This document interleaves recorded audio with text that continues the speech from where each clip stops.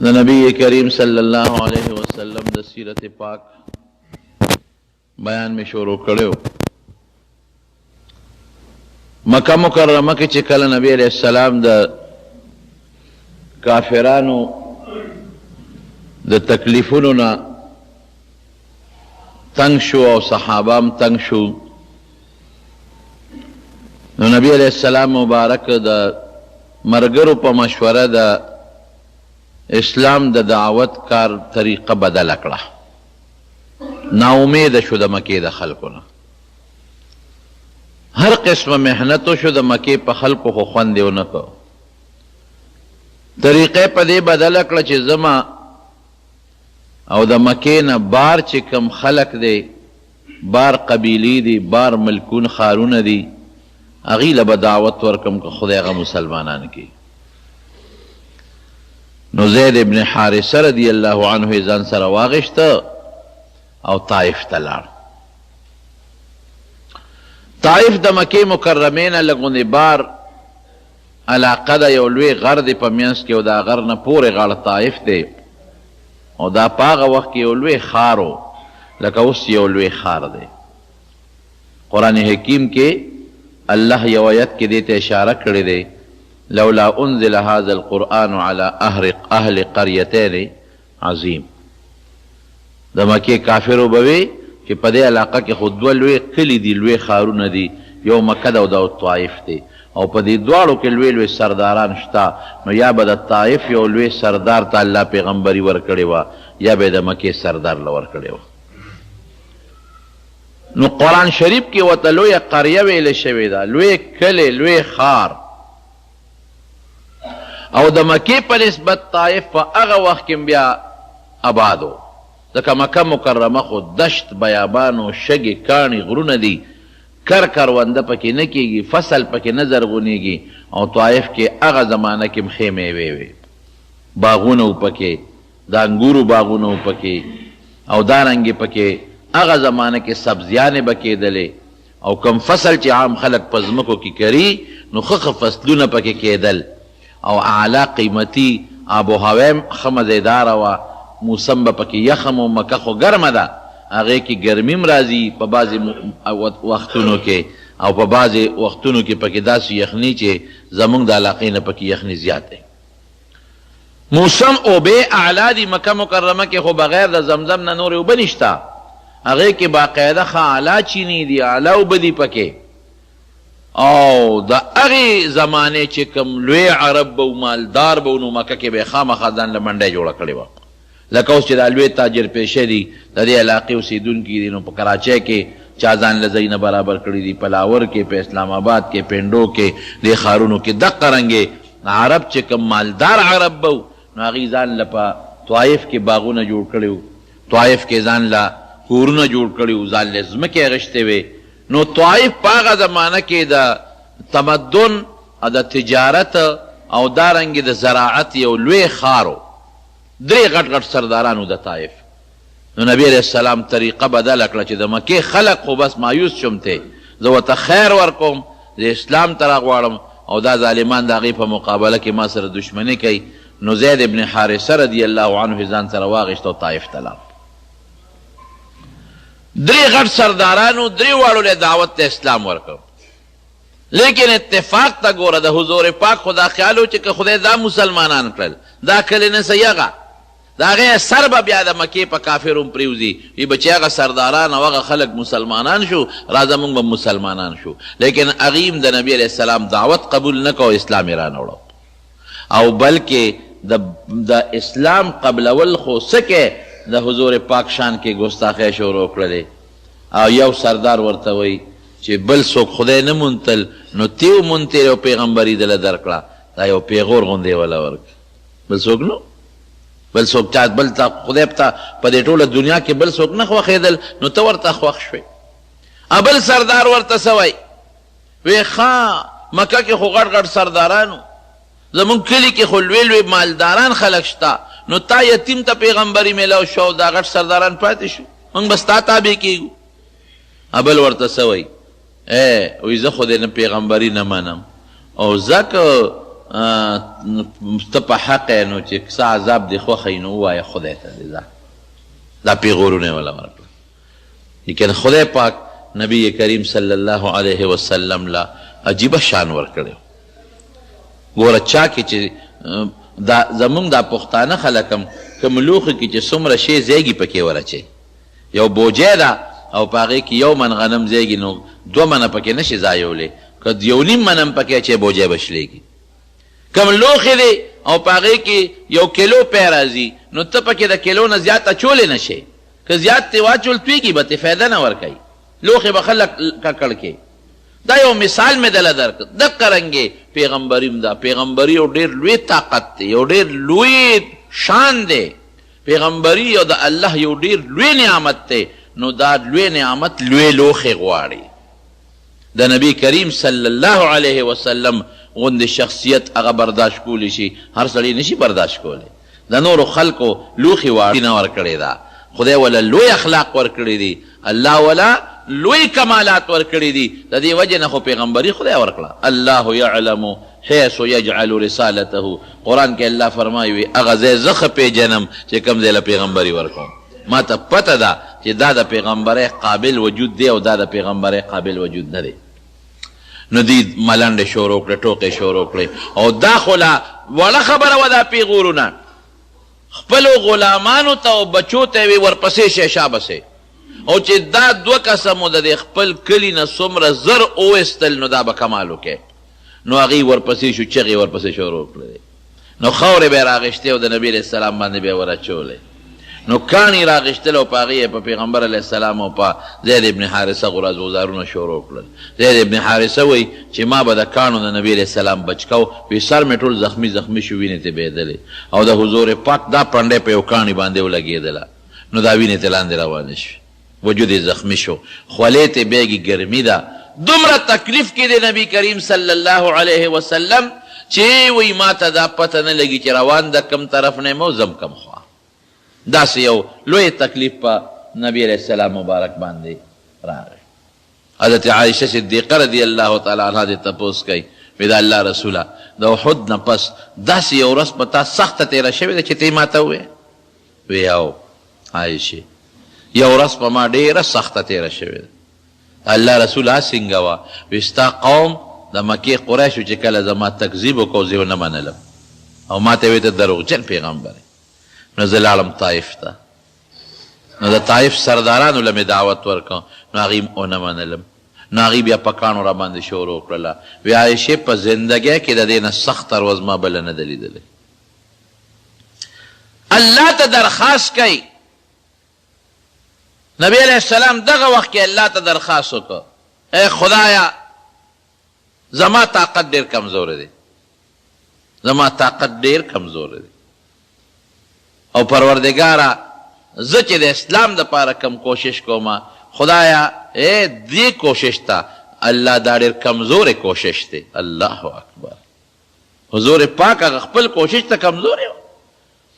الله دا زما محنت ډېر کمزوری دی، خدای زما طاقت ډېر زیات کمزوری دی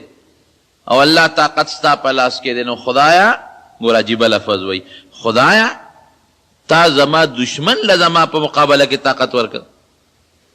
تا خپل دشمن له زما په مقابله کې طاقت ورکړی دی او هغه دشمن چې ستا دشمن دی خدایا زه ورته ذلیله کېږم. الله که ته زما نه راضي یې، ګوره ښه الله که ته زما نه راضي یې او ته زما نه خوشحاله نو پروردګاره په دې تکلیفونو مصیبتونو مې هېڅ پروا نشته چې ته زما نه خوشحاله. دا د پیغمبر علیه السلام عجیبه دعا ده. خپل طاقت ته وایي کمزوری دی، خپل محنت ته کمزوری وایي، هغه عظیم محنت ته او یو پوټې غوندې د الله دربار کې په داسې عجیبه زاره سوال کوي چې پروردګاره هم ستا دشمن دی او زما دشمن دی، هغه ته ذلیله کېږم او الله که ته زما نه راضي یې، ته زما نه خوشحاله نو خدایه په دې محنتونو تکلیفونو زما هېڅ پروا نشته، هېڅ کار مې نشته. بیا څه وایي؟ الله ما مضبوط کا او خدای خپل دین مضبوط کا، الله ما بل چاته مسپاره، خدای ما ځان ته نږدې کا.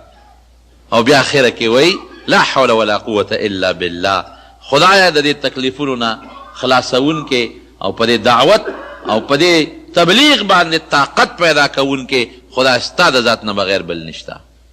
الله ته پزاره د الله سوچت کو نو یو فرشته رااله، جبرئیل علیه السلام راغی، وی دا ما سره یو فرشته ده او د الله نه اجازت وغوښت، ستا د اسمان فرشته پس ستا په تکلیف خفه شوې. فرشتو الله ته درخواست وکړه چې یا الله دا نن خو په دې په ډېر لوی تکلیف کې مبتلا دی، خدایا کم قوم له چې خیر خواهی له روان دی هغې په کاڼولې. الله یو فرشته ده دته ملک الجبال وی، غرونو والا فرشته د ده ټوله بادشاهي الله په دې غرونو باندې دله بادشاهي ورکړې ده. دا فرشته ما سره ده،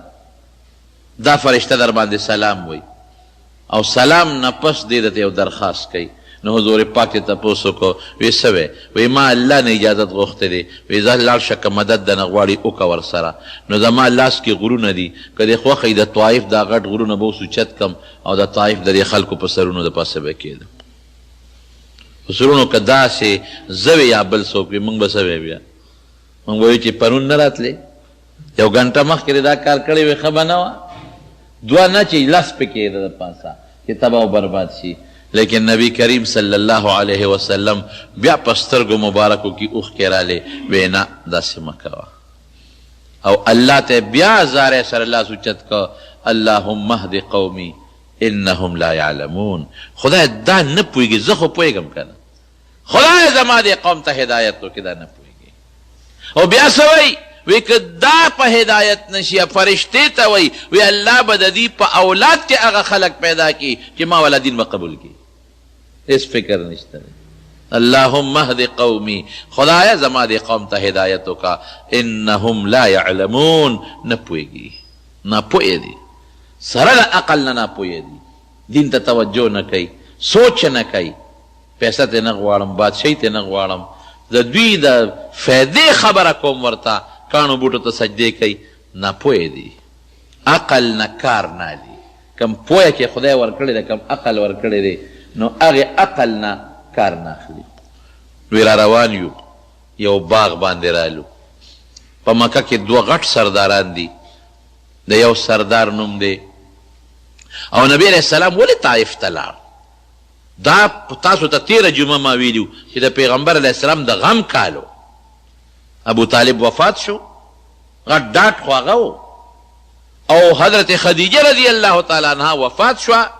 د پیغمبر علیه السلام لویه ډاډګیرنه وه. نو دلته کې د پیغمبر علیه السلام د کور دا دواړه طاقتونه لاړل ترېنه. نو حضور پاک دا سوچ وکړه چې زه راشه طایف ته ولاړ شو. تقریبا د شوال میاشت وه،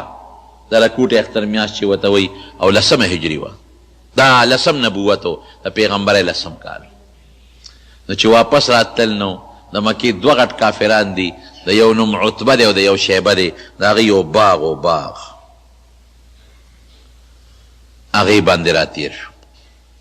هغوی چې نبی علیه السلام وکته چې په خاورو باندې جامې خیرنې دي، وجود نه وینې روانې دي او په تکلیف دی، نو که انسان دشمن هم دی خو بعضې وخت کې په انسان نه نرم شي. او د حضور پاک خو ورته معلوم و چې دا خو زمونږ د کلي دی، د مکې دی، یو ډېر ښه انسان دی، شریف انسان دی، رښتونی دی. نو ړی پې نرم شو. و غټ دشمنان ړی نرم شو. نو یو غلام یو عداس د هغه نوم و عداس.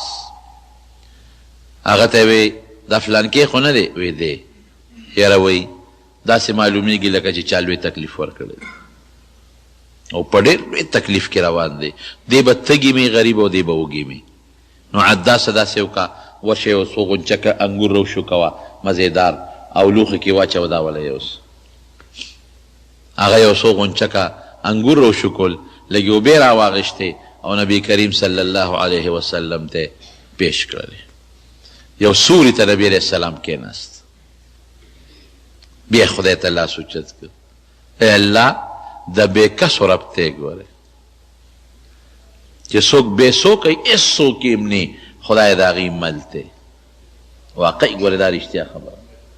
هر څومره چې دنیا کې ظالم رونیسي او ظلم در سره ظالم کوي، د دې مظلوم آه او فریاد دا خدای لذي. زه کله کله هم شکر دی خدایه چې ته یې، چې انسان تنګ شي نو چاته خو به فریاد کوي که نه، بې د فریاده خو بل ځای نشته.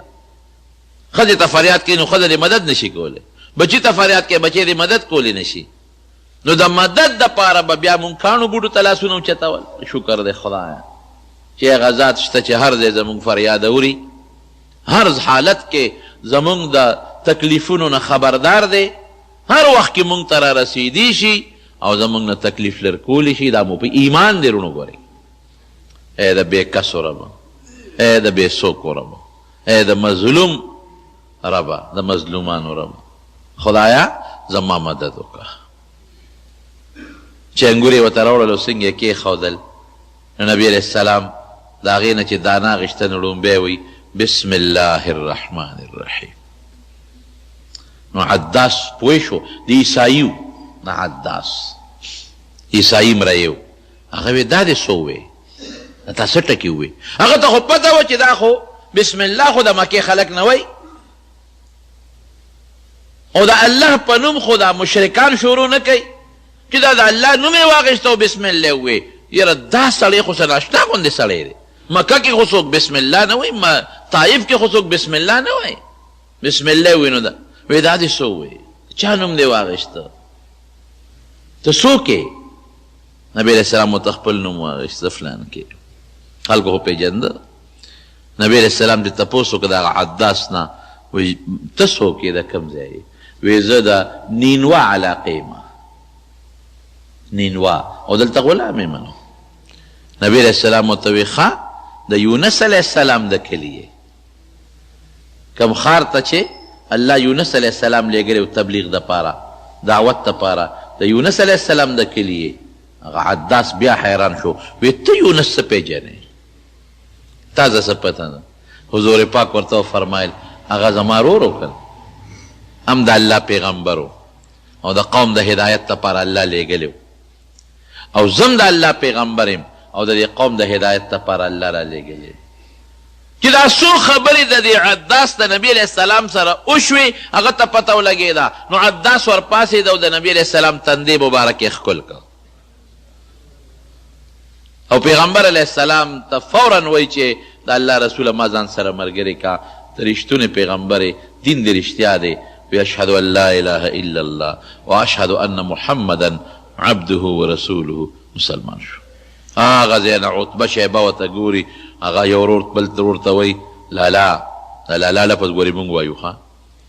لالا یا کاکا وروره. سړي باندې خو اثر وشو، مونږ لېږلی سلو او منځ کې سړی را بل طرف ته لاړ. چې عداس واپس راغی وی دا تندی دی ولې ښکل کو؟ وی عتبه شیبه ای زما سردارانو، زما د الله په ذات قسم چې دا رښتونی پیغمبر دی. ما ته پته ولګېدله او مې زه ملګری شوم. او تاسو ته م وایم ای د مکې خلکو، لوی نعمت خدای درکړی دی، لوی نعمت. دې نعمت نه بل خوا مه ځئ، دا قبول کړه دا نعمت. هغې ورته وی عداسه زوړ دین دی خو ګورې مه کوه مه کوه مه کوه. بیا د بدر جنگ وروسته جوړ شوی دی، هغې له چې کافران کله تلل نو دا عتبه او شیبه هم د یک جنگ له روان شو. نو دا عداس راغی مینت یې ورته شروع کو، وی ای زما سردارانو که نور د مکې خلک ځي به تاسو مه ځئ. دی وی نه موږ ځو، خامخا ځو، ټول سرداران ځي موږ به پاتې کېږو. تاسو یقین وکړئ چې دې عداس د خپلو سردارانو لخپې ونیوې، د خدای خاطر وکړئ مه ځئ، د پیغمبر مقابلې له ځئ تاسو، د خدای د پیغمبر. او که زه مرګ وینم چې مرګ له ځئ ګورئ. ای زما سردارانو ما ستاسو رزق خوړلی، ستاسو جامه مې اغوستې ده، ستاسو روزي مې خوړلې ده، نو زه تاسو ته درخواست کوم په خپو درته لاسونه اکدم چې مهرباني وکړئ مه ځئ. ما زه ستاسو مرګ اینم که لاړی، دنیا کې هم ذلیله کېږي او آخرت کې هم ذلیله کېږي. هغه منې نه شو او هم حقه لاړل او دغه عتبه او شیبه خدای پاک دواړه بیا په بدر کې مرداران کړل. نو چې هغه ځای نه هغه انګورو نه دانه دوی واغېستل نو نبي علیه السلام نیغ ورغې دغه عتبه او شیبه نه ورته کېناسته او د اسلام دعوت یې ورکړه. که خدای نبي علیه السلام په دې پوه شو چې ما له انګور راولېږل نو زه راشه دعوت د اسلام به ورکم، لیکن هغې ظالمانو م رټ جواب ورکو، د پیغمبر علیه السلام هغه دعوت یې قبول نه. چې واپس راته نو په لاره کې یو ځای د نخله ورته وایي. دا ګورې د شپې م را روان دی او د ورځې م، ښه دا نه چې د شپې به چېرته چا سره دمه کوي. په دې دشت و بیابان ځنګلونو کې شپه م تېرېږي او ورځ م تېرېږي. نو یو ځای د نخله ورته وایي، په هغه ځای کې نبي علیه السلام مونځ کو، د سار مونځ یې کو، نو قرآن شریف تلاوت یې پکې کو. نو پیریان خدای راوستل، پیریان د عراق د علاقې وو. دا پیریان به بر اسمان ته ختل، ګرځېدل به په اسمانونو کې. نو چې کله عیسی علیه السلام خدای پاک څلورم اسمان ته وخېجو، نو د دوی تلل د څلورم اسمان نه اخوا بند شو. نو چې کله نبی علیه السلام مبارک له خدای پاک وحی ورکړه او پیغمبري ورکړه، او د اسمان هم دوی بند شو، دوی بیا اسمان ته نه شو ختې. دې کې سرکشه تیز هر قسمه پیریان، لکه انسانانو کې بعضې تیز طاقتمنې، بعضې لږ کم طاقت والی. زمونږ د خلکو خو هغه طاقت نشته کوم چې د افریقې د ځنګلونو والا خلکو کم طاقت دی. د پیریانو د مشرانو د یو بل ته وي چې دا څه چل دی چې مونږ به نور کله اسمان ته ختو نو ډاډه به تلو، اوس چې مونږ اسمان ته ځو نو په مونږ شغلې راځي، د هغه ځای نه شغلې را باندې راځي. تاسو چکر ولګوئ وګرځئ، معلومات واخلئ څه چل شوی دی. نو دا پیریان خواره دي، څوک یو خوا داسې ناشنا کار شوی دی، هر څه چې دي خو څه ناشنا کار شوی دی. او هغه زمانه کې چې انسانان څنګه کم وو، دارنګې پیریان هم کم، دا خو ورو ورو نسل زیاتېږي. چکر ولګوئ، اضربوا مشارق الارض ومغاربها، او تاسو نظر وکړئ چې دا څه مسله پیښه ده. نو یو ډله دې مکې ته ګرځېده راګرځې معلومات کوي. چې معلومات کوي نو نبي علیه السلام د سار مانځه کې قرآن شریف لولي او دې پیریانو واورېده. ملګرو ته ویله که راشئ، دا چې مونږ څه واورېدل که نه، دا ټول د دې شکار دی، دا خبرې دي. بس رالل نبي علیه السلام نه قرآن واورېده او پیغمبر علیه السلام نه بیا څه تپوسونه وکړل، او نبي علیه السلام ورته وي او زه د خدای پیغمبر یم او دا کتاب یې راکړی د هدایت دپاره. بس هغه پیریان خدای مسلمانان کړل. او بیا چې خپل وطن ته واپس لاړل نو خپل وطن کې خپل قوم له دعوت شروع کو. قرآن حکیم کې رب العالمین د هغې بیان کوي، د هغه پیریانو متعلق، وإذ صرفنا إلیک نفرا من الجن یستمعون القرآن. یو ډله مو درته راواړوله، انسانان نه مسلمانېږي، ودرېږئ یو څو پیریان درته مسلمانو. هغې قرآن واورېده، فلما حضروه قالوا انصتوا، چې قرآن یې واورېد ملګرو ته چپ شئ لکه. فلما قضوا، چې پیغمبر علیه السلام هغه قرآن ختم که، ولوا الی قومهم منذرین، خپل قوم ته لاړل او بیا قوم د خدای د عذاب نه یرو، قوم ته مسلمانان شي. بل دی راځي انا سمعنا قرآنا عجبا، دې پیریانو خپل قوم ته وی مونږ یو قرآن واورېد او ناشنا کتاب دی، ناشنا شی دی، یهدی الی الرشد فآمنا به، هدایت طرف ته خلق بلی، خلق ورسمی په نیغه لار باندې، نو موږ پر دې قرآن ایمان راوړو. خدای هغه د عراق د نصیبین علاقې چې کم پیریانو هغه رب العالمین مسلمانان کړل. پیریان لګیا شو، هغې خپل دعوت شروع کړو، د اسلام دعوت هلته م روان شو، او دلته نبی کریم صلی الله علیه وسلم هم د اسلام دعوت شروع کړو. چې هغې مسلمانان شو، نبی علیه السلام لږ غوندې مخکې راغی. زید ابن حارثه ورته وایي د الله رسوله د خپل وطن د رواج نه نه خبر. وی زیده څه رواجه؟ وی چې زمونږ د وطن نه یو سړی لړ شي او هجرت وکړي نو بیا خو هغه وطن ته چې راځي خلک یې نه پرېږدي. نو وی بیا نو وی تا ته پته وي او ما ته پته ده، نو وی چې ته د چا په امان کې به اوس ور داخلېږي. اوس به د چا په امان کې یو ملک او یو مشر یو خان د هغه په امان کې به داخلېږو. نو په لاره ولې یو کافر مخې له ورغی، مطعم ابن عدي، د هغه م پې رحم راغی. نو نبی علیه السلام ورته دا ټوله قصه وکړه، د ایمان دعوت یې ورکړه. هغه خو ایمان قبول نه کړه، وی راځئ زما په امان کې داخل شئ. هلته مخکې شو نبی علیه السلام، زید ابن حارثه ورپسې شو. نو په مکه کې په بیت الله خوا کې هغې اعلان وکړه، د نبی علیہ السلام نوم یې واغشت وی دین د دو زما اگر چې جدا دي لیکن دله ما امن ورکړ دا ښه سړی دی رښتونی دی زمونږ د کونډو رونډو یتیمانانو خدمتونه یې کړي دي نو دا زما په امن کې دی که دته چا څه نقصان ورسو لکه چې ما ته نقصان رسولي د یو موقع کې چې د بدر قیدیان کله گرفتار شو د دې مطعم ابن عدي زوی جبیر نومو جبیر ابن مطعم هغه په خپله د دې حدیث راوي دی او بخاري شریف کې دا حدیث دی نو نبی علیہ السلام وفرمایل یاره وی که مطعم ابن عدي جم دی وی که نه او نن یې ما نه د دې او یو کافرانو مطالبه کړې وي نو ما به اخذ د خیراتي پرېښي وو ځکه د هغه یو احسان زما په غاړه پروت دی افسوس چې هغه نشته راغی نبی کریم صلی الله علیه وسلم مکې ته نو کافرانو خپله طریقه بدله کړه هغې هم پوه شو چې دې خو زمونږ په مقابله کې بهر خلکو له دعوت ورکوي او نور خلک مسلمانوي ناغي ګوره چې څنګه نبی علیہ السلام لګیا دی محنت کوي دارنګې هغې هم محنت کوي ناغي خپل یو میټینګ کو خپل خلک یې کېنولو او دا فیصله یې وکړه چې لکه د بهر نه څومره میلمانه راځي نو تاسو به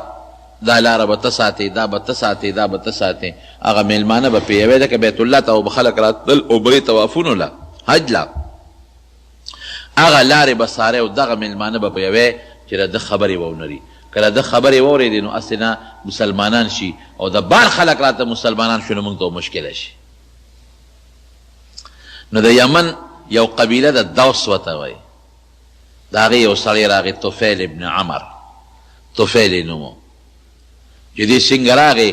مکې مکرمې ته نو د مکې د مشرکانو کافرانو ورته وایي چې مونږ کې یو هلک دی او ډېر زبردست جادوګر دی او د هغه خبرې ګورې واونرې او که هغه درته دوه درې ټکي خبرې وکړې نو داسې جادو به در باندې وکړي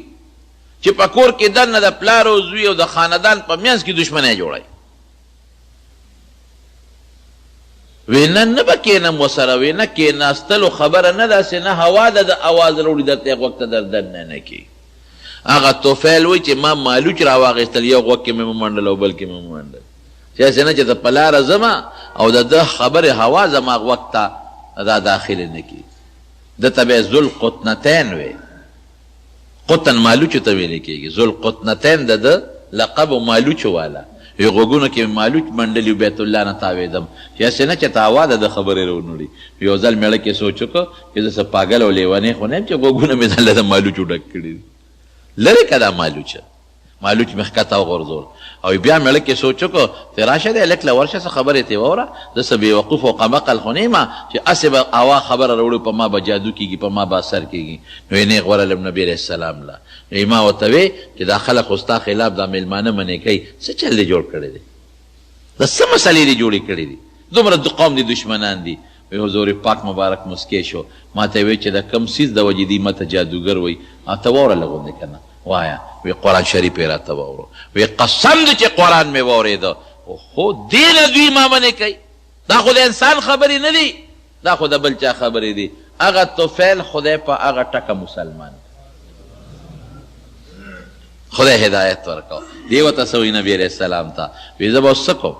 تا سره دلته ملګری بیم ډانګ به راسري توره به راسري وی نه ما ته لا خدای پاک د ډانګ چلولو تورې چلولو حکم نه دی کړی زه ته خپل وطن ته ځه او هلته خلکو ته د اسلام دعوت ورکوه وی هلته به خلکو ته یو نښه خو راله راکړه که یو دلیل خو راکړه چې خلک مې ومني چې زه ستا طرف نه استاد یم نو نبي علیه السلام د الله نه سوال وکړه اللهم اجعل له آیتا خدای دلې یو نښه ورکړه نو چې دا دعا یې وکړله نو تندي نه یې رڼا شروع شوه لکه د بټرۍ په شان رڼۍ د تندي نه شروع شوه نو دی خو خوشحاله و چې زه دا خو زما یو مضبوطه رڼا ده او زه به قوم ته یم نو قوم به زما دا خبره ومني نو چې څه منځې لاړ نو بیا وایي چېرې دا رڼا خو مناسب نه ده خلک به وایي چې دا په تندي ستاسو اثر وشو او دا برګې مرض دی پې پیدا شو او دا خو د هغه برګیتوب هغه دغه دی څه ورته وایي هغه چمک دی نو الله تعالی د خلکو سره چا سره کونټی وي چا سره چابکي نو خدای هغه رڼا را د چابک ته را منتقل کړه نو چابک به اړقو لکه د بیټرۍ غوندې رڼا به یې کول راغې قوم ته قوم ته دعوت ورکړو لیکن خپل د پلار نیکه دین پرېښودل څه اسانه خبره نه شپږ اووه کاله اته کاله د په خپل قوم کې تیر کړل خو ډېر کم خلک مسلمانان شو ډېر کم خلک نو یو ځل راغی نبي علیه السلام ته بیا د هغه وخت و چې نبي علیه السلام مدینې منورې ته هجرت کړی اومه هجره کې دی نبي علیه السلام له راغی وی د الله رسوله زما قوم دوس ته خیره وکړه چې خدای پاکې هلاک کړي ځکه زما په کلونه شو چې لګیم دعوت ورکوم او تا چې راله کومه نښه راکړې ده هم ورته ښکاره کوم او بیا هم زما قوم نه مسلمانېږي نو نبی علیه السلام بیا مسکر شو او لاس یې اوچت کړل وی اللهم اهد دوسا وات بهم خدای د قوم مسلمانان کا خیره یې ورته ونه کړه او خدای ټول دلته راوله زه وی ما ورته دعا وکړه خدای به د قوم مسلمان کړي ټول مدینې منورې ته رالل نبي کریم صلی الله علیه وسلم په لاس بیان کړل نو کافرانو به کوشش کو چې د بار نه څوک را نشي او نبی علیه السلام سره ملګرو نشي او نبی علیه السلام دا محنت کو چې د مکې د خلکو په قلبه باندې د بهر خلکو ته دعوت ورکو چې خدای د بار خلک مسلمانان د حج موقع او دا سن یولسمه هجري وه یولسم نبوي وه د نبوت یولسم کال د مدینې منورې یو شپږ کسان ملګري راغلي وو حج له شپږ کسانو او د مدینې د خلکو مدینه کې یهودیان اوسېدل د مدینې د زور نوم یثرب و یثرب سرب بیماری ته وایي چې څوک ګورل ناجوړه به او مدینه منوره کې صحابه کرام وایي چې موږ لومبې لاړو نو د مدینې په دې لښتو کې به دا بدبو یې وبهېدلې او دوی مالګیجنې به ډېرې زیاتې بیا د نبي علیه السلام په دعا باندې خدای پاک د هغې د هغه مرض او بیماري لرې کړله او هغه اوبه وله خدای برابر کړی نو نبی علیه السلام بله نوم بدل کړه نو مدینة النبي نوم یې بله کېښه د پیغمبر مبارک ښار نو اوس یې مدینه منوره نوم دی دې کې اصل دی کې یهودیان اوسېدل او دا چې کوم د مدینې خپل خلک ورته موږ وایو انصار دا د یمن نه راغلي یمن کې خلکو نافرماني وکړه یو لوی بند د باراني اوبو یو ډیم هغه بند خدای پاک راوشلو سیل العرب خدای راوشلو نو د یمن هغه ډیم چې کله وشلې د هغه اوبه او په دې غارو باندې کم بوټي و باغونه هغه باغونه ټول شاړ شو باغونه لاړل هلاک شو او خلک یو خوا بل خوا لاړل خلکو هجرتونه شروع کړل نو یو دوه خاندانونه مدینې ته راغلل یو ته به اوس وی بل ته به خزرج وی د دوی خپل نوم ابن قیلاو دې دواړو قومونو دلته مدینه کې خپل رهایش اختیار کا نو د مدینې یهودیان خو پکې اوسېدل هغې سره تعلقات به غمخادي وه نو د مدینې یهودیانو به د آخر زمانې د پیغمبر خبرې کولې چې د آخر زمانې پیغمبر به راځي او دا صفت به وي دا صفت به وي دا صفت به وي لکه اوس چې موږ د عیسی علیه السلام بیان کوو چې عیسی علیه السلام به راځي یا مهدي به راځي یا موږ دا وایو چې یاجوج ماجوج به راځي یا دجال به راځي داسې قسمه خبرې به د مدینې یهودیانو کولې او چې دې انصارو سره دې اوس او خزرج سره به کله جګړه شوه نو وی به زمونږ هغه پیغمبر را روان دی ګورې وکانو من قبل یستفتحون علی الذین کفروا وی هغه پیغمبر را روان دی هغه سبب د هغه به ډېر لوی غلبه به مونږ به ملګري کېږو تاسو به بربادو نو دې د مدینې خلکو د یهودیانو نه د نبی علیه السلام مبارک صفتونه اورېدلي نو دا شپږ کسه چې د مدینې حج له رالل نو د مکې کافرانو خو زور لګاو چې د دې د چا سره خبرې ونه شي او د ده خبرې څوک ونري نو نبي علیه السلام هغه شپږ واړه راوستل مینا کې یو غونډی وه عقبه غونډی ته وایي اوس چې دا کوم ځای کې زمونږ دا پښتانه ورته غټ شیطان وایي جمره عقبه دې سره خوا کې یو غونډی وه هغه غونډی څه موده وه اوس یو 3-4 کاله وشو چې سعودي حکومت هغه غونډی لر کړې ده یا ختمه کړې ده د هغې غونډۍ شاته دا شپږ کسان نبي علیه السلام ځان له کړل وی لږ دې خوا ځان له شئ ته تاسو سره یو څو خبرې کوم هغې ځان له شو چې ځان له شو نبي علیه السلام علیه اسلام دعوت ورکړه هغې چې د پیغمبر علیه السلام خبرې واورېدې او د نبي علیه السلام د اوصاف او صفتونه یې ولیدل هغې پوه شو هغې ویل که دا خو هغه هلک دی چې هغه مونږ ته یهودیان و چې د آخرې زمانې پیغمبر به راځي ځکه چې هغوی کوم صفتونه وایي په ده کې دا رشته موجود دي چې هغوی څه وایي چې د دې پیغمبر کم دعوت به هغه خو د ده مونږ واورېده هغه شپږ واړه خدای پاک مسلمانان کړل شپږ څوک مشر پکې حضرت اسعد ابن زراره رضی الله عنه دا پکې مشر او څه نومونه درته نورم به اسعد ابن زراره رضی الله عنه دی او عوف ابن حارث رضی الله عنه رافع ابن مالک رضی الله عنه قطبه ابن عامر رضی الله عنه عقبه ابن عامر رضی الله عنه او حضرت جابر ابن عبدالله مشهور صحابی دی رضی الله عنه دا شپږ کسان خدای پاک مسلمانان کړي چې مسلمانان شو نبی علیہ السلام ته په مکه کې د ما دشمنان ډېر زیات دي او تاسو ځای په خپل وطن کې خلکو ته اسلام دعوت ورکړي دوی لاړل نو دوی اسلام دعوت شروع کو یو څو کسان خدای نور مسلمانان کړ نو آینده کال په 12 د نبی علیہ السلام د نبوت دوی ځان سره شپږ بیو اوه کسان یې ځان سره نور راوستل او د هغې غونډۍ شاته نبی علیہ السلام ورسره دا نیټه کړې وه چې د مینا د اختر دا لومبۍ ورځ او دویمه او درېیمه دا به دلته یو بل سره خبرې کوو د هغې غونډۍ شاته د دې لم نبی علیہ السلام دعوت ورکو هغه اوه کسان هم خدای مسلمانان کړل نو پیغمبر علیہ السلام نه دې مطالبه وکړه وی صاحب زمونږ خلک ډېر ښه مسلمانېږي خو که مونږ لم یو قاري راکړه چې مان سره لاړ شي یو عالم یو مولانا صاحب چې مونږ ورته وایو یو عالم هم راله راکړه نو نبی کریم صلی الله علیه وسلم ورسره دوه صحابه ولیږل یو په سترګو نابینا دی عبدالله ابن ام مکتوم رضی الله عنه یو یې هغه ورسره ولیږه او یو ورسره حضرت مصعب ابن عمر رضی الله عنه ولیږه وی زه دا دواړه به د سره او دی چې ته کېنوې او دی به د قرآن تعلیم خلکو له ورکوي او دا درس د قرآن یو مدرسه والا جوړه دا دواړه یې ځان سره بوتلل ګوره ورونو یو په سترګو ړوند دی ړوند عبدالله ابن ام مکتوم نابینا دی لیکن خدای ته څونه ګران دی مدینه منوره کې د اسلام دعوت د شروع کو د پیغمبر علیه السلام په حکم یو ځل نبی علیہ السلام په مکه کې د مکې مشرکانو دعوت ورکاو د مکې دا مشرکان یو څو سرداران دا هغوی سازش کو هغوی په خپل سازش و نبی علیہ السلام سره کېناستل یاره وایي موږ میټینګ وکړو زموږ اسلام تړه کېږي خو تا سره دا کمزوري مسلمانان دي چې دا ټول زموږ پرون غلامان او نوکران بلال دی او صهیب دی او دا خلک نو ته دا ځان نه لرې کا دا لرې کا ځکه موږ دوی سره په یو پوړ نشو کېناستی او په یو صف دوی سره نشو کېناستی دا لرې کا نو ممکن ده موږ ستا قرآن او اسلام ته مړه کېږي چې موږ مسلمانان شو دې مطلب دا چې موږ خاص اسلام نه راوړو خو چې دا خپل خو دې پردي کړو که نه حضور پاک وی نه اسلام کې خو بیا مالدار او غریب یو شی دی په یو صف پکې دی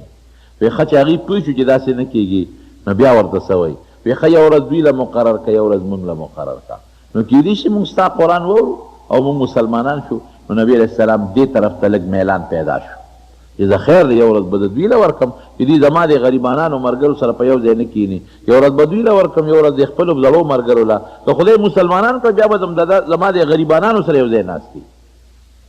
دا خبرې کولې چې د عبدالله ابن ام مکتوم دا نابینا صحابي را روان دی دې خو نظر یې نه لګي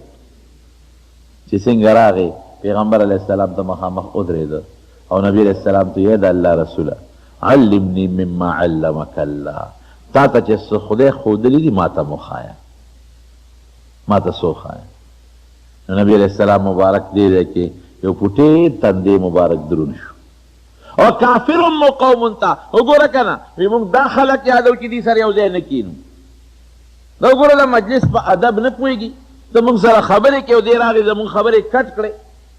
موږ ځان نه مجلس کوو زموږ مجلس یې خراب کو نو حضور پاک په دې نابینا صحابي لږ یو پوټې غمجن شو چې دې وخت کې ته څه له راځې د خدای بنده هلته کښېنه دې سره زه فارغ شمه دا کافران دي دعوت ورکوم که خدای مسلمانان کړي دې وخت کې ته ولې رالې فوراً قرآن شریف کې الله آیت نازل کو پیغمبر علیه السلام یې ملامته کړه عبس وتولا ان جاءه الاعمى وی چې دا ړوند له راغې نو تا ورته تندې مبارک را ګونجې کړه او تا ته مخ واړو وما یدریکا لعله یزکا دی خو دې له راغلی دی تا ته پته نشته دی خو دې له راغلی دی چې دې د ګناهونو نه ځان پاکول غواړي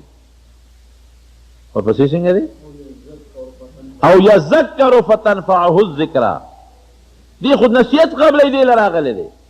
او دا چې تا نه کوم تو راتو دی خدای دې بیخو باسي روکوه دا نه مسلمانېږي لر کوه. نو چې دا نابینا صحابي په حق نبی علیہ السلام ته الله ملامتیا راولېږله قرآن شریف کې، نو چې بیا به دې را روان و که نه، نو حضور پاک به ورته د خپل ځای نه پاڅېد، ای مرحبا بالذي عاتبني فيه ربي، وی هغه کس ته مبارکباد دی او هر کلی دی چې د چا په حق کې د خپل رب ملامته کړی. دا نابینا صحابي. اسلام کې نابینا دی یو سړی، تور دی رنګه یو سړی، ګوډ دی یو سړی، شل دی یو سړی، معذور دی یو سړی، لږ ایمان پروت دی، قسم دی د ډېرو ښکلو او خشته او مضبوطو مالدارو ځوانانو نه چې ایمان پکې ني، د خدای په نزد ډېر بهتر دی. دا تفریقه اسلام نه کوي، ایمان ته ګوري. او دا دویم چې د مصعب ابن عمیر چې دی ورسره ولېږه، د ده د مکې عجیبه زندګي وه. د مکې داسې زندګي وه چې ده به کم از کم د 200 درهم روپۍ خو ډېر ورکوټه شی دی جامه اغوستله، او چې یو جوړه به یو ځل واچوله دوباره بیا نه چوله، نو مالدار. او چې په لاره به ته نو نوکرانو به اوس خلک چترۍ نیسي که نه، نو نوکرانو به پې څادر د پاسه نیولی چې نور پې ونه لګي. او چې په اس به سورو نو یو اس به ته ښي طرف ته روانو، د نوکر یو به ته ګس طرف ته روانو، لکه دا اوس چې کوم پروټوکولي په دې طریقه به ګرځېده. او چې کله اسلام راوړه او مسلمان شو، یو ځل نبی کریم صلی الله علیه وسلم په جومات کې ناست و، دا مصعب ابن عمیر تېرېده، نو حضور پاک وجړل چې ده ته یې وکتل. چا ورته د الله رسوله ولې دې وجړل؟ وی د مصعب هغه د اسلام نه مخکې ژوند را مخکې شو، د اوسني ژوند ته یې ګورم، د اسلام نه مخکې به د کمې جوړې چول او کم د نعمت ژوند به یې تېرو، نور به د ده په وجود نه لګېده، او یو جوړه به یو ځله چوله دوباره به یې نه چوله. اوس چې مې ورته وکتل نو جامو ته یې غټې غټې ټوټې لګېدلې دي او خیرن وجود دی، او د صادر یو د لنګ یو پلو په ځمکه راښکي شي او بل اوچت دی، پروا یې نشته. دا مصعب ابن عمیر دی ورسره ولېږه. او زما وروڼو دا مصعب ابن عمیر چې بیا کوم دی، دې رښتیا په احد کې شهید شوی دی. په احد کې په عجیبه انداز دی شهید شو. د سره جنډه وه د مسلمانانو، یو کافر راغی، دا یو لاس یې د جنډې بله لاس یې ته وو، د فورا دا بل لاس ور واچو، هغه جنډه یې د بل لاس کې ونیول. نو هغه کافر راغی ابن قمیه، دا دویم لاس یې ته وو، نو د فورا دې سینې سره دا خپله جنډه نیغه کړه چې دا پیغمبر مبارک جنډه ده چې په ځمکه ونه لګي. نو هغه نیزه راواخېسته او په دې سینې وواو او شهید یې کړ. نو د ده ظاهري شکل د پیغمبر علیه السلام مبارک سره لګېده. نو شیطان چغه کړې د نبي علیه السلام نوم یې واخېسته، وی هغه مړ شو. نو صحابو دې سره هم لږې حوصلې ښویېدلې وې. اوس هم د احد په میدان کې چې دا کم خلک حج یا عمرې له لاړ شي، نو په میدان کې چې کم قبرونه دي او خلک هغې ته سلام ته ودرېږي، نو په هغې قبرونو کې یو قبر د حضرت حمزه رضی الله عنه دی، دویم د عبدالله ابن جحش رضی الله عنه دی، دریم د ده دی مصعب ابن عمیر رضی الله عنه. او چې کله وفات شو نو کفن یې نو د غریبه، یا خو به د کفر په زمانه کې جاهلیت کې د 200 درهمو جوړه سار او ماښام بدلوله او چوله به، او بیا کفن نو یو صادر ولا پیدا شو. نو چې پیدا شو نو هغه صادر چې به ولا په خپو اچو نو سر به یې ښکاره کېده، او چې په سر به یې اچو نو خپې به یې ښکاره کېدې. نو صحابو د حضور پاک نه تپوس وکړه د الله رسوله څه ورسره وکړو؟ وی دا سر باندې ولا صادر واچوې او په خپو ولا دا بروزه سرګړې واچوې. نو په دې حالت کې دفن شو. صحابو چې کومې قربانۍ کړې دي اسلام او ایمان دپاره، دا اسلام د دغه صحابو په خوارو ګورې مونږ ته را رسېدلی دی. نقشه وګورئ، ځان خبر کړئ نو پته به درته ولګي. تاریخ لږ وګورئ، نقشه وګورئ د حضور پاک مبارک. دا خلک د نبی علیه السلام نه تاو دی، دې خلکو قربانۍ ورکړي دي. نو دا 2 صحابه کرام یې ورسره مدینې منورې ته ولېږل. وایي دی په مدینه منوره کې د اسلام دعوت شروع کړ. نو د دې اسعد ابن زراره رضی الله عنه په کور کې دیره شو چې هلته د اسلام کار شروع شو. صاحب د مدینې خلکو پراپیګنډه جوړه کړي، هلکه د مکې نه څوک راغلي دي، نوی دین خورئ. اوس به څه کېږي؟ میټنګ وشو، خلک را جمع شو. د مدینې چې څومره سرمایهدارو په هغه زمانه کې او مالدار خلک او غریبانانو ټول د سیل مې را جمع شو. هلکه 2 کسه راغلي د مکې نه او نوی دین خورئ. کوم ځای دیره دي؟ د اسد ابن زراره په کور کې ډېره دي هلکه دا شړل غواړي اسید ابن حزیر دی پاسې دی نوجوانو مړوي تاسو میټینګونه څه لکوئ خو که تاسو اتفاق ما سره نو زه یو کار کولی شم وی څه به وکړې وی زه به ورشم اسد ابن زراره ته به ویم زراره ته چې دا سړي وشړه دا مکې والا او که نه شړل نو بس بیا به د سره پوه شو د خلاف به لشکر وباسو قوم ټول وی ډېره ښه ده ورځه پې اسید ابن حزیر ورغی اسد ابن زراره ته دروازه وواله دی ملګری دوست دی وله راووته ورته وایي چې ملګري مونږ خبر شوي یو چې تا د مکې نه سره خلک راوستی دی او نوی دین خورول غواړي او ټول د مدینې خلک ستا خلاف بلوه دی او زما دوست دی د لرالم دا سړي دا لرې که دا کم خلک چې دی راوستی دی او که دا نه لړکی ګورې قوم دی مخامخ مقابلې ته ولاړ دی زما دوست دی ګورې زه مدد نه کوم د قوم مدد به کوم پې مې کړئ حضرت اسعد ابن زراره رضی الله عنه ورته وایي داسې کار دی ملګري چې د خلقو سنې سنایبات په اورېدو په خبرو پسې ولې ځې راځه چې د وردن نه کوم د هغې خبرې په خپله واوره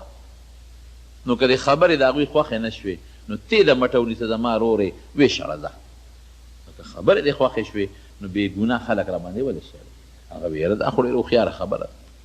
ورسره دننه شو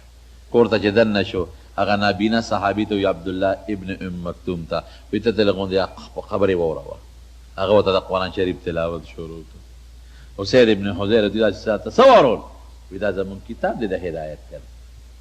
زمونږ په پیغمبر خدای نازل کړی دی که نه وایي ستاسو د دین څه نوم دی وایي اسلام وایي دې نه ښه شته خبرې خو بله نشته دی وایي ستاسو په دې دین کې به زه څنګه داخل شم وایي خو یو دوه ټکي به ووایه داخل به شې که نه اسید ابن حزیر کلمه شهادت وایي او خدای مسلمان لاړ قوم له قوم خو په تمه دی چې ودرېد لکه ویا خو ډېر ښه خلک و یان او هغوی چې کوم پیغمبر یادي دا خو مغه دی چې د مدینې یهود مونږ ته یادوي او زه خو یې ملګری شوم خدایا ته لېږلې م سلوې او ته د هغې خپله ښکار شوې دا څه دې وکړل نوجوان وې پوه نه شوې که نه لږ وې دوکې کړې سعد ابن معاذ رضی الله عنه دی یو لوی قوم سردار دی اپاسېد وی تاسو هم ما منئ چې زه مشر یم وي او وی دا چا چې دا مسلمانان راوستي دي دا زما را ترور زوی دی زه ورځم زه پې یم لاول زما حق دی او که پوه شو ښه دا مسلمانان یو شلل خو ټیک ته او که پوه نه شو نو زما را ترور زوی دی خو تاسو سره ودرېږم هغه سره نه ودرېږم هغې ډېره ښه ده دی ورغه چې ورغی د ترور زویه قوم دی ټول بلوه دی دا د څوک راوستي دي د مکې نه او زمونږ زوړ دین پسې لګیا دی خبرې اترې کوي او یې خراب دین دی پلار نیکه ته زمونږ بد وایي دا لرې کوه د قوم مقابله نه شي کولی او زه دې د ترور زوی یم ګورې زه هم درسره نه شم ودرېدی قوم سره به ودرېږم او ورته څه وایي بیا وایي ترور زویه دا میندې خویندې وي وایي دا زره دننه شه او د هغوی خبرې واوره او که خبرې غلطې وي نو څه ما د ترور زوی په ما دې لخه پکېږي د مټې ونیسه تېو شړه وایي ډېره ښه ده چې ورغې همغه نابینا صحابي ته وایي یو څو خبرې ورته قرآن کې خو اثرات شته که نه هغه ورته د قرآن شریف تلاوت شروع کړه چې تلاوت یې شروع کړه نو سعد ابن معاذ هغه مشر سپین ږیری پوه شو وایي دا څه شی دی ناشنا خبرې واورېدې داسې خبرې خو ما په زندګۍ کې نه دي اورېدلې دې نه ښکلې خبرې خو نشته نه ما ته خپل خبرې وکړې دغه خبرې دي که نه وایي دا خو ډېرې ښې دي ستاسو دین څه دی زموږ اسلام دین دی که نه زموږ د پیغمبر دا نوم دی که نه نو د یهودو نه خو دي د آخرې زمانې د پیغمبر صفتونه هر څه اورېدل وایي ښه وایي دین کې به څنګه داخلېږو تاسو سره څنګه به ملګری کېږم هغه کلمه شهادت یې ورته تېره کړه هغه هم خدای مسلمان چې مسلمان شو لاړ قوم اوس ناست دی لوی میټینګ دی چې دې څنګه ورغې اوس قوم ته وایي قومه یو خبره درته کوم زه څنګه سړی وایي ته زموږ مشر یې وایي نه زه روغ یم که لیونی نه نه ستا عمره هوښیار زموږ مشر یم ته مشر لیونی وي څه وایي که زه یو خبره وکړم زما ملګرتیا به وکړې خبره پې کلکوي د هغې خو دا مطلب و چې دی به وایي چې راځئ چې پې ورځو نن سبا خو دې ته خلک خوشحالېږي راځئ چې پې ورځو وایي صاحب ته مخکې کېږه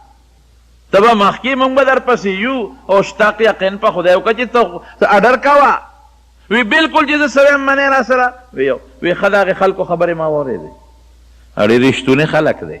رښتیا دینې دی او دا کم پیغمبر چې دی دا همغه دی چې یهودیان د آخر زمانې پیغمبر یادوي او زه یې ملګری شوم او تاسو ته هم ویم چې اسلام راوړی ملګري شئ په هغه مجلس کې چې څومره په سوونو خلک ناست وو په یو ژبه خدای ټول مسلمانان کړل دغې مدرسې برکت و ټوټېری مدرسه زه کله کله هم خلک وایي مدرسو څه کړي دي د مدرسو څه کردار دی مې ستا د ایمان دا د مدرسې برکت دی دی که نه دی ستا د عمل د مدرسې برکت دی ستا د اخلاق نبوي د مدرسې برکت دی دا دین چې تاله راغلی دا د مدرسې برکت دی څه مدرسه وه نه لنګرو او نه باقاعده پکې اسټل دی او نه پکې کلاس رومونه دي دا پکې نشته یو رکوټې کور دی او استاد یې څوک دی هغه نابینا په سترګو ړوند صحابي او استاد دی او د قرآن شریف دعوت ورکوي د قرآن تعلیم ورکوي هغه خو ټول عربو صرف او نحوې ته ضرورت نو دې فنونو ته قرآن ښیي ورته په معنا پوهېدل د قرآن شریف اسان علم و اسان د هغې پوټینۍ مدرسې برکت ته ګوره مدینه کې خدای د هغه پوټینۍ مدرسې د برکت نه اسلام خو ګڼ کسان مسلمانان شو مدینې فضا بالکل بدله شوه نو په سن 13 نبوي باندې 1500 کسان د مدینې نه حج له راتلل نو 73 کسان هغه مصعب ابن عمیر هم ورسره شو دا حج لرال خو پټ نور چاته غږ نه کو چې د مکې خلک خو انتشار جوړ نه کي نو د هغې غونډۍ شاته نبي اسلام له اطلاع ورکړه چې د مدینې خلک راغلی دي او ته راشه د هغې غونډۍ شاته نبي علیه السلام ورله دعوت ورکړه هغه هم خدای مسلمانان کړل نو هغې دغه وخت کې پیغمبر علیه السلام له د هجرت دعوت ورکړه وی موږ سره مدینې ته لاړ شه دلته خو تا باندې لوی تکلیف تېرېږي په ملګرو د لوی تکلیف تېرېږي او مدینه کې الحمدلله کور په کور د اسلام جنډه ولاړه هر کور کې یو یو دو مسلمانان دي او قومونه مسلمانان دي هیڅ دشمن پکې نشته او که څوک دشمن شته نو مسلمان دومره دی چې غږ نشي کولی دشمن مقابله نشي کولی مسلمان مضبوط دی نو ته مهرباني وکړه موږ سره مدینې ته هجرت وکړه حضرت عباس دغه وخت کې دله نه خو دې پوه خو د خولې لا اسلام یې نو قبول کړی د هغه خوروارو ای د مدینې خلکه وی تاسو دې موږ نه مدینې ته بوځئ وی ګورې دلته ټیک ته چې دی کمزورې دی خو قوم یې مضبوط دی څوک د غږ نشي کولی او که تاسو دې مدینې ته بوته او ده ته چا تکلیف ورسو نو ګورې تپوس پې ستاسو له 3 کسانو نه کوم ځان خبر کې هغې ورته ویل ته مهرباني وکړه دې موږ له راکړه خدای شته کړه د خپې ته څوک ازغیم را نږدې کړي دا مکه نه ده موږ یې مدینې ته بوځو ته دې موږ له را نو نبي علیه السلام ورسره دغه وکړو خبره مضبوطه کړه وی ډېره ښه ده بیعت عقبه اوله او ثانیه او ثالثه نو پیغمبر علیه السلام وی زه به اول ملګري درولېږم زه به موقع ګورم د الله د حکم تابعداري به کوم او چې کله ماته الله حکم وکړه زه به در روانېږم نو دې نه پس نبي علیه السلام مبارک صحابه مدینې ته لېږل شروع کړل هو الذي ارسل رسوله بالهدى ودين الحق الله فرمای الله غزاد ته چې خپل پیغمبر یې راولېږه په هدایت باندې او پرشتونی دین لیظهره علی الدین کله چې نبی علیہ السلام په برکت او په ذریعه به الله دا اسلام په ټولو دینونو غالب کوي او چې څومره دینونه دي دا به ټول د اسلام خپله راځي اسلام به اوچتېږي نو خدای پاک د اسلام جنډه اوچته کړه څه نورو حالات پاتې دي انشاءالله هغه به درته په آینده جمعه کې بیان رب العالمین کم اسلام چې د دواړو جهانو سردار مبارک مونږ ته را رسولی دی خدای زمونږ په سینو کې زمونږ په وجود کې خدای هغه اسلام راولې د هغې اسلام اطاعت او تابعداري زمونږ نصیبه کې او الله زمونږ په وطن کې د اسلام او د قرآن نظام راولې اله العالمین ته زمونږ زړونه په قرآن او په اسلام باندې روښانه کې زمونږ وطن په قرآن او په اسلام باندې روښانه کې زمونږ بچي په قرآن او په اسلام باندې روښانه کې او اسلام سره د زړه مینه پیدا کې خدای اسلام او ایمان باندې زمونږ ژوند او زمونږ مرګ نصیب کې د نبی علیه السلام تابعدار هم جوړ کې الله که څوک مریضان دي ته وله شفا ورکې بعضې دوستانو سار ما ته څه ټلیفونونه کړي بیماران دي الله دې وله شفا ورکې او دې مجلس کې هم زمونږ بعضې ملګري بیماران دي الله ټول له شفا ورکې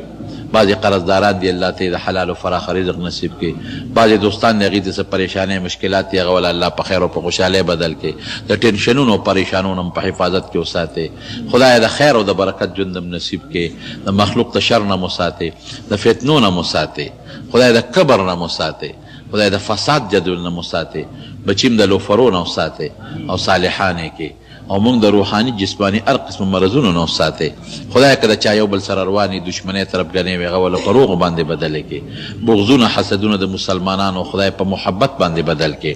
د چا د زړه حاجتونه سوي خدای هغه حاجتونه د جمعې مبارکه ورځ زمونږ پوره کې خدای زموږ حاجتونه پوره کړي، زموږ پریشانۍ لرې کړي او موږ له خوشحاله ژوند راکړي. د چا اولاد نشته خدای نارینه اولاد وله ورکړي، د چا بچي نشته الله نارینه بچي وله ورکړي، او چاته څه پریشانۍ دي تکالیف دي هغه په خوشحالو بدل کړي. او زموږ دا ورور دی نیاز علي صاحب د دم یو حاجت ته دعا ورته وکړي چې خدای وله هغه حاجت پوره کړي. او زموږ د جومات کې چا خدمت کړی دی یا پکې کوي الله ته وله د دواړو جهانو اجر ورکړي. او زموږ د جومات کې دا باقي چې کم کار پاتې دی دې ته هم دعا کوي چې الله په خیر تکمیل ته ورسولې کړي. اخر وخت کې م الله په خولې دا کلمه نصیب کړي چې لا اله الا الله محمد رسول الله. هر لپاره دعا ده. بی کاروبار مې بندې الله دې وله کاروبار آزاد کړي، خدای دې وله فراخه روزي ورکړي. څوک داسې ګانې مانې اوري یا د ګناه مجلس کې ناست دي نو د شریعت په رڼا کې په هغه سلام اچول بیا منع دي. ختم پشم شیرینی مټۍ تقسیمولو فتاوی رشیدیه لیکلی دي چې دا حرام او بدعت دی. دا څنګه خبره ده؟ نو داسې تخصیص یې ښه نه دی چې خامخا د سړی په ختم کې شیریني تقسیم کړي یا مټۍ دې تقسیم کړي او دا د شریعت یو حکم وګڼي. د شریعت یو حکم دی نه ګڼي. او هسې که یو سړی د ختم کې خیرات کوي یا صدقه کوي نو د خیرات او صدقه هر وخت کې او په هر ځای کې جایز ده. خو دې دا بدعت دا معنا ده چې دا د شریعت یو حکم نه ګڼي چې نبی علیہ السلام ختم کړی دی او شیریني تقسیم کړی ده یا صحابو ختم کړی دی او شیریني تقسیم کړی ده یا د دین یو حکم دی نو زه په د هغې حکم پر رڼا کې شیریني تقسیموم. زما په خیال زموږ خلک چې تقسیموي دغه به نیت نه هغوی وي زه خو یو ښه مجلس دی او یو ختم پکې وشو نو د خیرات به د خلکو له به خیرات ورکو او ثواب به مو شي نو دغه نیت باندې بیا خیر دی. ټوپۍ په مانځه کې په سرول ښه خو دا چې سړی پټکې په سر کړي، پټکې نه ټوپۍ دې په سر کړي. او که ټوپۍ یو سړي نی په سر کړې نو مونځ پکې کېږي، دا نه چې مونځ نه کېږي. خو ادب دا دی، ګوره تاسو خو د مونځ د آدابو خبره ده که نو ادب دا دی چې سړی دې په ښکلي شکل کې الله ته ودرېږي، ټوپۍ په سر کړي یا پټکې په سر کړي او په ښکلي شکل کې دې ودرېږي. ټوپۍ نه سر په سرولو کې څه ګناه نشته. او حجامت کول چې دي نو دا خو یقیني خبره ده چې خفه کېږئ مه، ږیره خریل ګناه ده، ګناه کبیره ده. بلکې ږیره خریل یوه ګناه نه ده، دا ډېر ګناهونه دي.